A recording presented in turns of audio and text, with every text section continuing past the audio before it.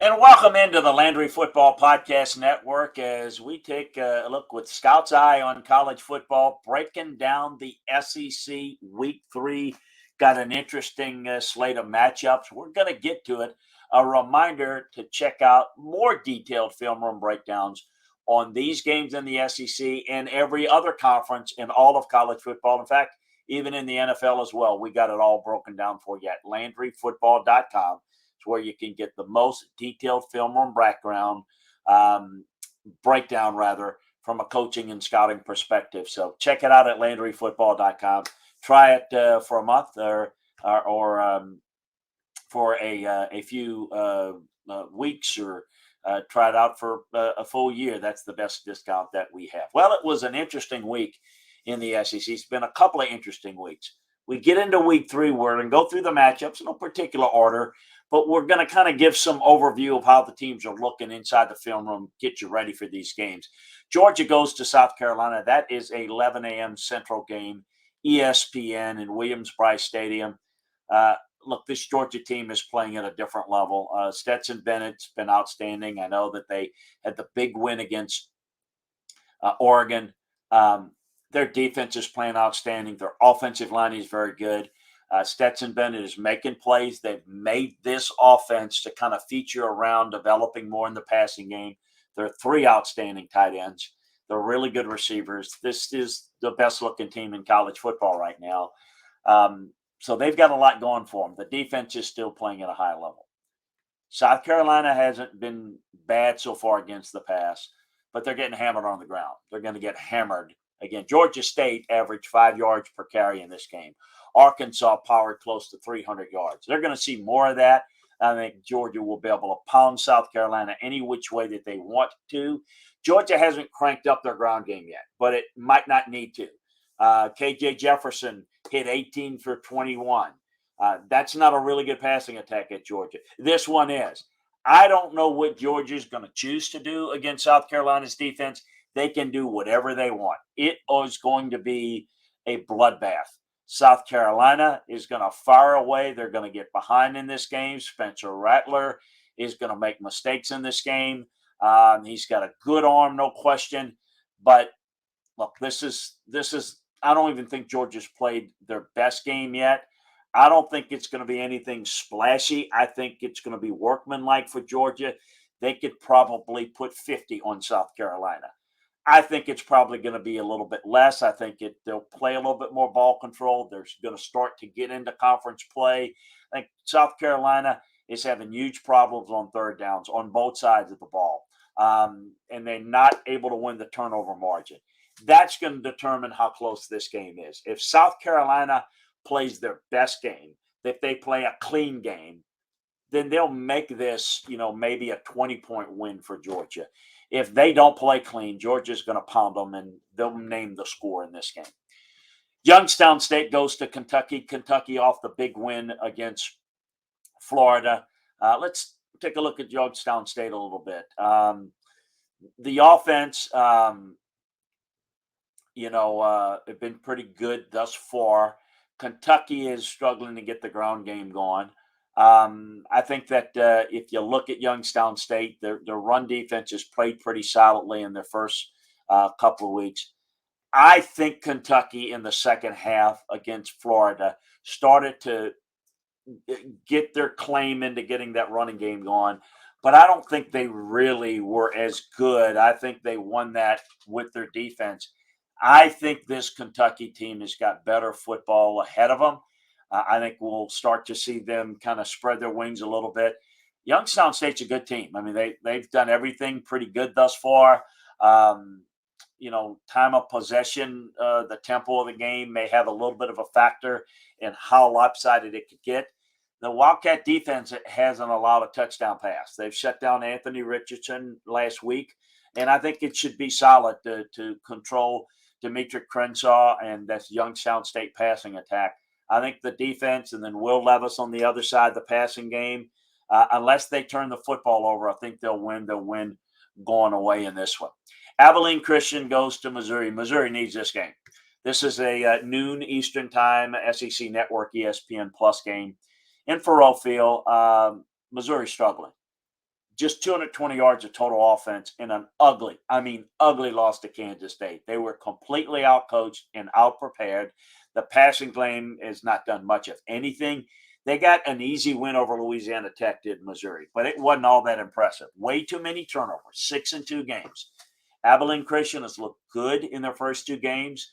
It's controlling the time of possession. They're winning on third downs. Hadn't allowed anything late in games.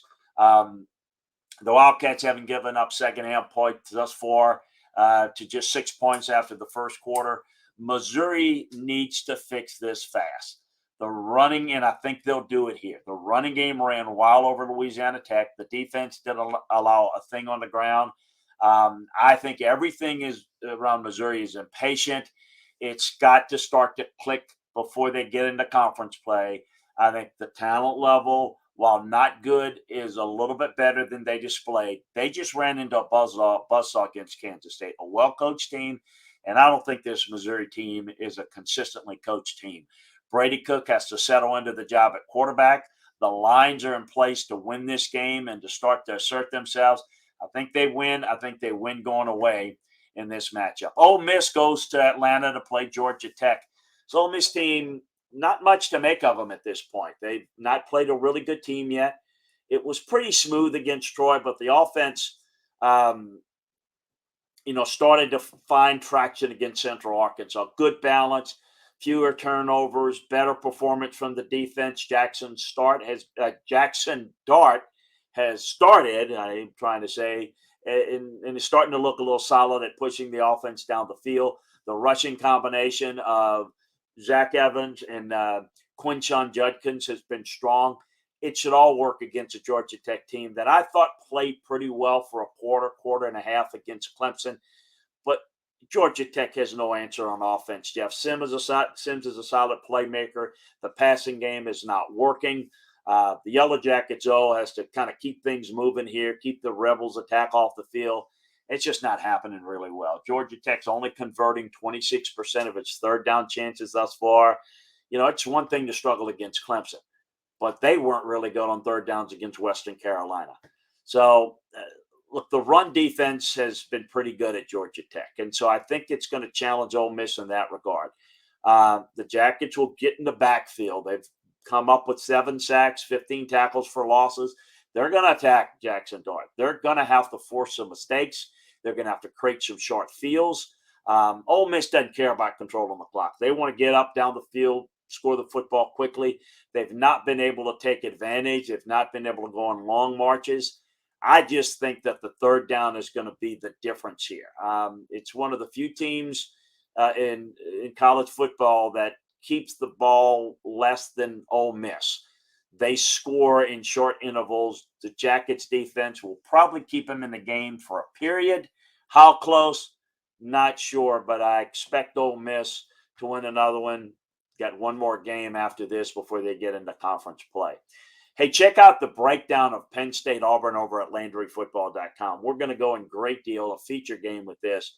An intriguing game, maybe the most intriguing game in the SEC. It is the 2:30 Central, 3:30 Eastern Time CBS game. Penn State's been fairly sharp. Week 1, they struggled with Purdue, and quite frankly, could have gone either way. It was a thriller. Ohio team, Florida Atlantic, they've handled that. Penn State's offense has had balance. The ground game has been really, really good. They've got an outstanding freshman back. The passing attack hit 300 yards for the second game in a row. The D is playing fairly well. There were problems against Aiden O'Connell and the Purdue passing game, but the secondary held its own. But between that game and the Ohio win, Penn State has allowed just 48% of all passes to be completed. Auburn, on the other hand, hasn't allowed anything on the ground. Now, Mercer and San Jose State is not much of a threat. I am very curious to see how this Auburn's run defense handles a better, obviously, Penn State rushing attack. For all the problems Auburn had last season, the run defense wasn't one of them. It held Penn State last year to 90 yards, just 2.7 yards per carry in that 28-20 loss, and it's carrying over this year. Penn State's going to have to win this through the air. It ran on Ohio. It couldn't run on Purdue. I don't think they're going to run it all that well against Auburn. Um, you know, I wasn't overly impressed with how Auburn played against San Jose State. They had a little bit more trouble than I thought they would, but the defense keeps generating pressure. We'll see if the offense can get something out of the running game, make this a fourth quarter battle, physical game at home. If it's a low scoring affair, that is to the advantage of Auburn. Can TJ Finley rise up and get the offense moving? Will Robbie Ashford, because they're going to play both quarterbacks, be an X factor for the backfield and keep it rolling? Penn State's not tested. Neither is Auburn. It's a road game situation. The secondary for Penn State that just held up enough against Purdue, is that going to be enough? If you're looking at the quarterback play, advantage Penn State. How much of an advantage with Sean Clifford? He came up with third down throws needed to keep the chains moving. If he's able to do that this year, who knows? That's going to be a real interesting matchup. Kind of like leaning Penn State here, but I'm not done. Check out for LandryFootball.com for the latest on that last minute info. Vanderbilt is at Northern Illinois. Yeah, they're going to Husky Stadium in DeKalb. Vanderbilt's been fairly solid against the run. Now, Hawaii can't run. Elon is awful, and Wake Forest are not very good on the ground themselves. But let's give them credit. They're still allowing 4 yards per carry. I think that's going to obviously change over the course of the SEC schedule. Now, Northern Illinois can throw the football, but the offense is at its best when it's able to grind out the running game, take control between the tackles. If the Vandy defensive front can make Husky quarterback Rocky Lombardi, you remember him from Michigan State, press, and if its own passing game can keep the chains moving against a D, then it can come up with third down stops. Everything is going to be okay. Now, the Vandy offense was able to roll against it, against weaker opponents, struggled last week against Wake Forest. The gashing runs weren't there. The turnovers were. The Huskies turned the ball over once thus far this year. Penalties have been a little bit of an issue. Third downs have been a problem for them. Make the Commodores throw, force 2 turnovers, and Northern Illinois is going to have a shot in this game. I think Northern Illinois, the key is they got to play better in the secondary to have success doing this. Vanderbilt's not going to wing it around the yard, but it'll move it effectively enough. Neither defense is going to be outstanding in this game. Vanderbilt's defensive front's not going to get in the backfield. I think this is an intriguing game. Intriguing because I don't know who's going to win it. Northern Illinois, maybe a slight edge at home. I know they're a little bit of a favorite. It's the last realistic game that Vanderbilt can win. I don't know that they're not going to win any other game. I just can't tell you where they're going to win. Alabama, Ole Miss, Georgia, Missouri, South Carolina, Kentucky, Florida, Tennessee. At Missouri, South Carolina at home. I don't know. I could maybe make a case for it if those teams are really struggling and banged up. This may be the last chance for a Vanderbilt win. Beating Hawaii, beat Elon. 3 wins is probably all they got. Maybe 4 tops. They need this one if they're going to win 3 games, in my opinion. ULM goes to Alabama. Poor Warhawks. This is going to be an Alabama team that if they were going to take it easy, they were going to play sloppy, they're going to play with a lot of intensity, at least in this game with Alabama. And it's just going to get ugly, and it's going to get ugly fast. Chandler Rogers has played fairly well for the Warhawks. We'll see if they can get anything done against this Bama secondary. I know that they struggled against Texas quite a bit, but they at least don't make a lot of penalties. I think they're going to make more against Alabama. Alabama, it's about cleaning up their game. It's about reducing the penalties. It is about,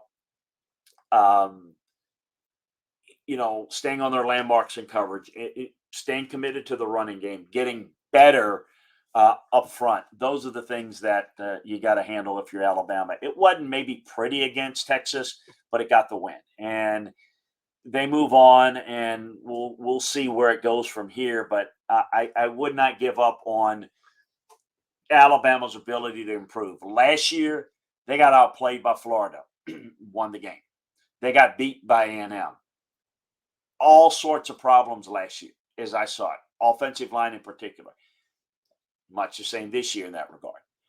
And they turned around, got better and better, and we know what they were able to do. They were able to make the conference championship game, win it, and made it to the national championship game. So while Georgia may look like the best team in the country right now, and they may be throughout the course of the year, I don't think you've heard the last of Alabama yet. So I think that we're going to see the receivers get open this week where they couldn't against Texas. ULM secondary is really bad. It's what I've talked too much about this game. It's about Alabama correcting their mistakes. I think the only issue is the 49.5. Do they cover that? We'll get into more of that at Landry Football. Mississippi State, LSU, I think the best conference matchup between two conference teams in Baton Rouge in Tiger Stadium. This Mississippi State offense, breaking them down on tape, has been very good. They haven't had the layup games. I mean, Memphis and Arizona are not great teams, but they're better than what most people have played. And they haven't been without a hitch. I mean, Mississippi State has been really good thus far. I want to see the consistency. I want to see them this week. But they've been good. And maybe they're the team that no one's talking about that might be closer to the upper echelon of teams in the SEC this year than in normal years. Will Rogers and the passing attack are rolling. The defense is outstanding, and the team is somewhat played. If you look at who has played the best, not who the best team is, but who has played the best consistently through every quarter of all the games they've played in the SEC, it would be Georgia number one, and I would say Mississippi State number two. I'm not saying that they're the second best team in the SEC, but they haven't had any real issues. Kentucky played really sloppy against Miami of Ohio. Tennessee has had moments where they've looked really good and certainly are good. This Mississippi State team is good. LSU struggled against Florida State. They were great against Southern. It's about getting better. It's about baby steps. It's about offensive line play. It's about quarterback play. The defense has been pretty solid for LSU. It hasn't dealt with the type of team, even Florida State. Mississippi State's better. Too productive, too efficient, too sharp to have anything less than a really good defensive effort to have a chance. LSU hasn't come up with much of a pass rush. LSU is going to have to defend the run because, folks, Mississippi State, yes, breaking news, is running the football and running it well. We'll see if LSU can slow down the pass rush, get enough, slow down the run game, and then get in the passing lanes. And then offensively, can they attack this Mississippi State defense? Jaden Daniels, the transfer quarterback from Arizona State, he didn't get enough credit for the job he did coming back late against Florida State, even though he was inconsistent early passing. It gives them a better chance than people think.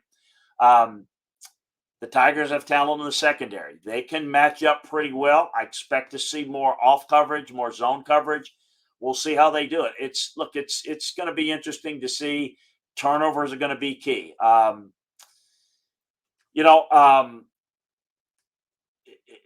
LSU's generated 6 turnovers.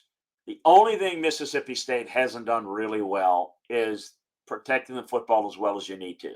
5 giveaways, 5 turnovers thus far this year. That's, I think, the only way that Mississippi State loses this game. This is going to be a hidden gem of a game. It's going to be a lot of pressure on Brian Kelly to start 1 and 2. I think Mississippi State's team right now is more complete, more balanced.